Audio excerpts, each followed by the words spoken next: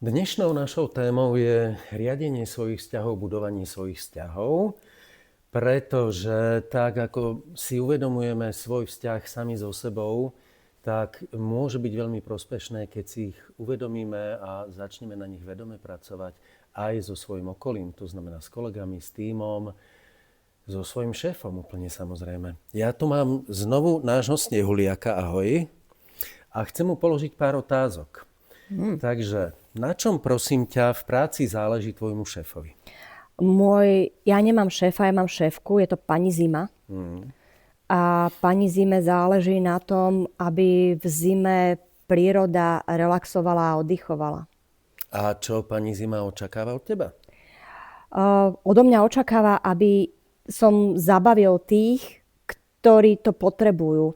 Ona očakáva, že ja som taký ten fun človečik ľadový, ktorý zabáva malé detičky. Aj väčšie. A možno očakáva aj to, že zostaneš dlho a nerozpadneš sa, nie? Áno, už skutočne očakáva, aby som ostal až do jary. No a teraz, ako vďaka tomu, čo ty urobíš, môže uspieť pani Zima? Môže byť úspešná? Môže byť obľúbená dokonca? A presne o to jej ide. Ona má také skryté záujmy. Hej, lebo to nie sú veľmi viditeľné častokrát tie záujmy. Ona chce byť obľúbená. Ona chce byť obľúbená ako leto. Lebo leto býva preferované. Ale zima je zima. No a čo od pani Zimy očakávaš ty?